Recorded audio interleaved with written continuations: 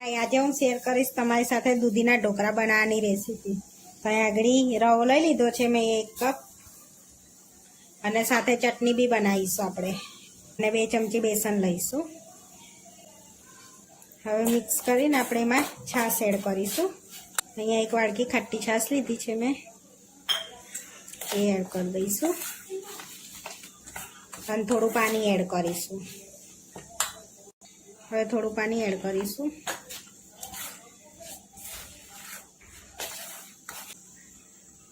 હવે એમાં 1 ચમચી ખાંડ એડ કરીશું, અને મિક્સ કરીને આપણે 30 મિનિટ માટે રેસ્ટ આપીશું એને. હવે 30 મિનિટ માટે રેસ્ટ આપીશું.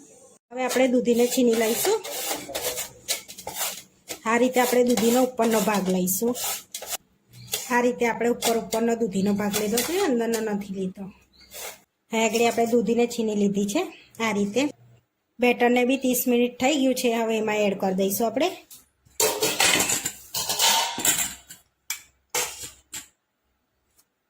હવે લીલા મરચાં એડ કરીશું. તો અહીંયા 2 ચમચી લીલા મરચાં લીધા છે મેં.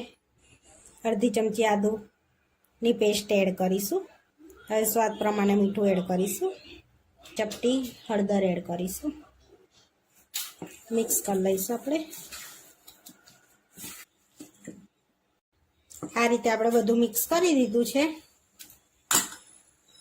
હવે આપણે સ્ટીમ કરી લઈશું.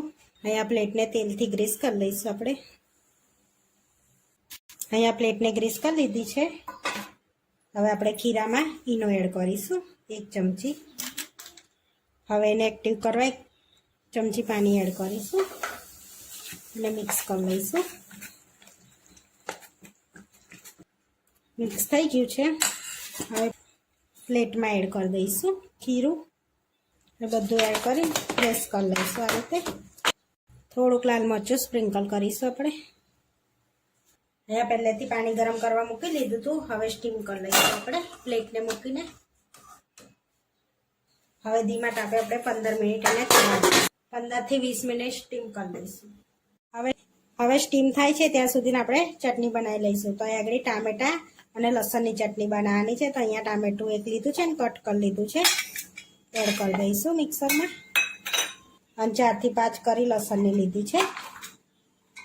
1 ચમચી જીરું એડ કરીશું, સ્વાદ પ્રમાણે મીઠું, કાશ્મીરી લાલ મરચું એડ કરીશું, અને 1 ચમચી તીખું મરચું એડ કરીશું. અડધું લીંબુનો રસ એડ કરીશું. હવે એમાં થોડુંક પાણી એડ કરીને આપણે પીસી લઈશું. હવે આપણે ચટણી પીસી લીધી છે. આ રીતે સરસ પીસાઈ ગઈ છે. આ રીતે આપણે ચટણી પીસી લીધી છે. હવે ચટણીને આપણે વઘારી લઈશું, તેલમાં શેકી લઈશું.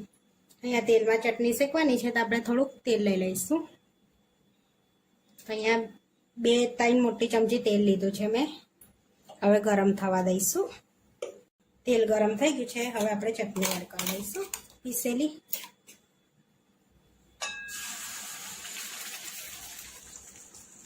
હવે મિક્સ કરી લઈશું.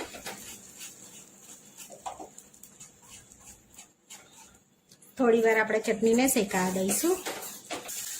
આપણી ચટણી શેકાઈ ગઈ છે. જો આ રીતે તેલ છૂટું પડી ગયું છે ચટણીમાં, એટલે આપણી શેકાઈ ગઈ છે ચટણી. તો ગેસ બંધ કરી દઈશું, અને ઢોકળા આપણે ચેક કરી લઈશું. હવે આપણે ચેક કરી લઈશું ઢોકળા. આપણા ઢોકળા રેડી થઈ ગયા છે. આપણા દૂધીના ઢોકળા સ્ટીમ થઈ ગયા છે. હવે ઠંડા થવા દઈશું થોડી વાર. હવે આપણે કટ લગાડીશું.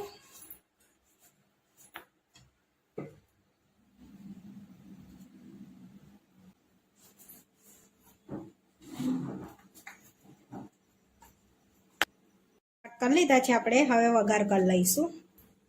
અહીંયા 2 ચમચી જેવું તેલ લીધું છે. હવે આપણે ગરમ કરી લઈશું. હવે આપણે 1 ચમચી રાઈ એડ કરીશું, તળવા દઈશું. હિંગ એડ કરીશું, ગેસ બંધ કરી દઈશું આપણે. લીમડો એડ કરીશું, લીલા મરચાં કટ કરેલા એડ કરીશું.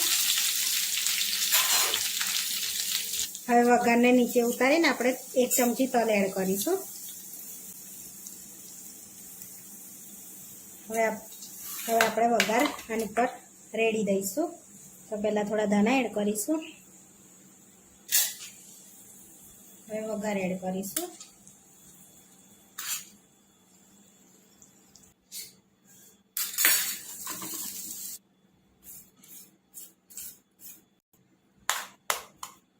જો આપણે એકદમ પોચા ને એવા દૂધીના ઢોકળા બનીને રેડી થઈ ગયા છે. હવે આપણે સર્વ કરી લઈશું.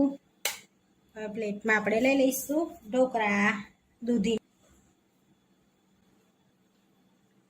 અહીંયા આપણે ચટણી જોડે સર્વ કરીશું. આપણા દૂધીના ઢોકળા બનીને રેડી થઈ ગયા છે. આવા વિડીયો જોવા માટે મારી ચેનલને સબસ્ક્રાઈબ કરો, લાઈક કરો અને શેર કરો, અને તમે જરૂરથી ટ્રાય કરો. ફરી મળીશું નવા વિડીયોમાં.